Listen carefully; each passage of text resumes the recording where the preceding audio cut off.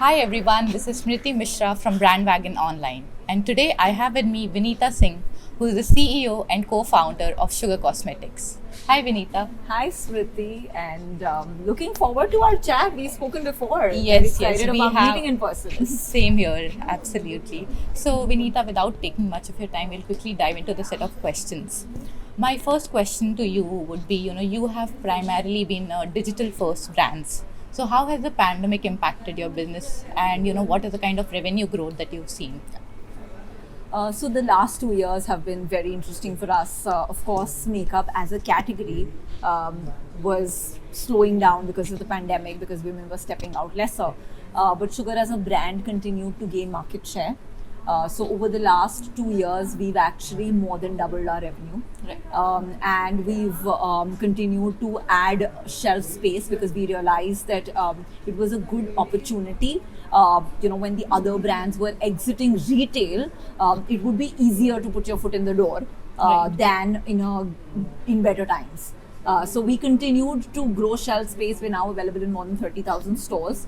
So as on date, almost 65% of our revenue actually comes from retail. Okay. During the pandemic, it swung the other way. 60% of our revenue was coming from online.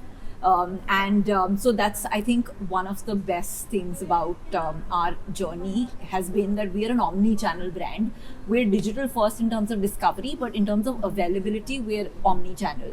And that has helped us. Like April is a month which is very good for retail but slower for e-commerce, whereas last April was a month which was very good for e-commerce but not so good for retail.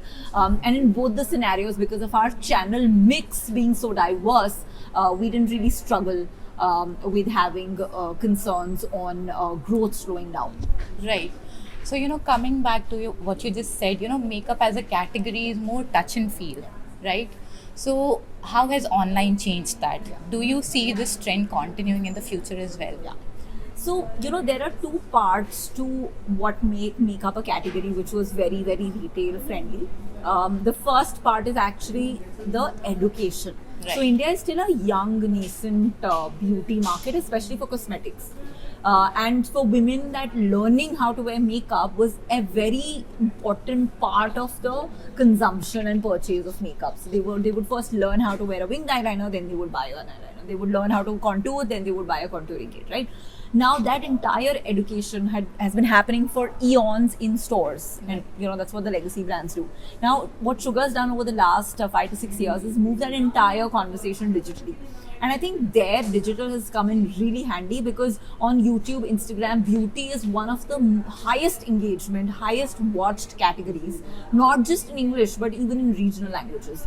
So I feel that we've done a great job over there in moving the conversation and the education digital.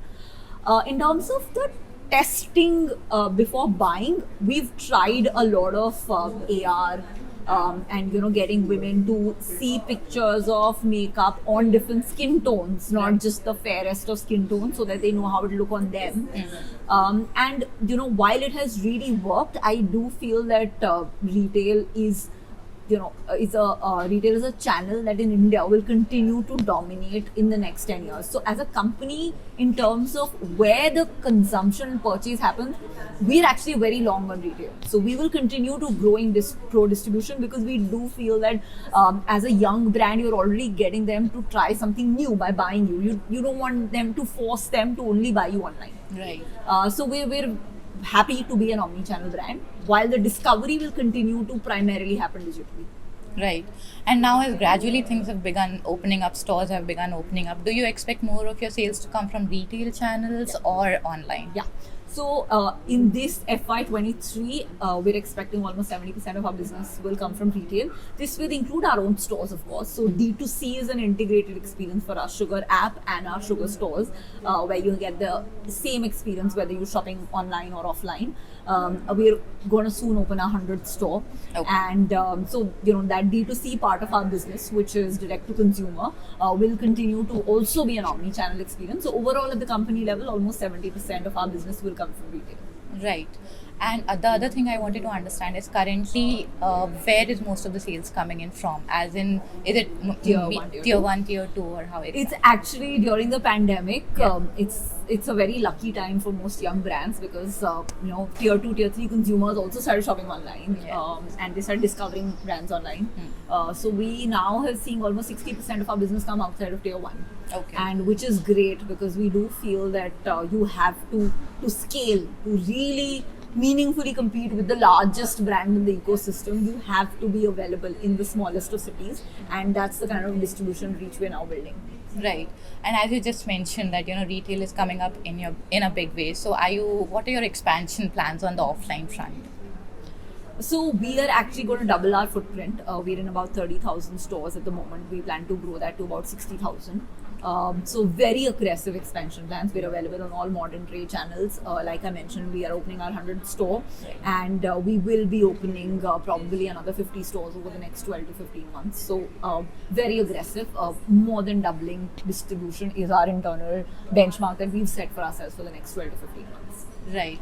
And in terms of marketing strategies, given that you're also expanding your offline presence, so how will you be leveraging different mediums to promote Sugar Cosmetics? Yeah. So for us, of course, the number one medium will continue to be social media because it's a channel that we really get because there are these young women looking for authentic content online, and we get them, and that works very well for us. So that will continue to be our primary channel.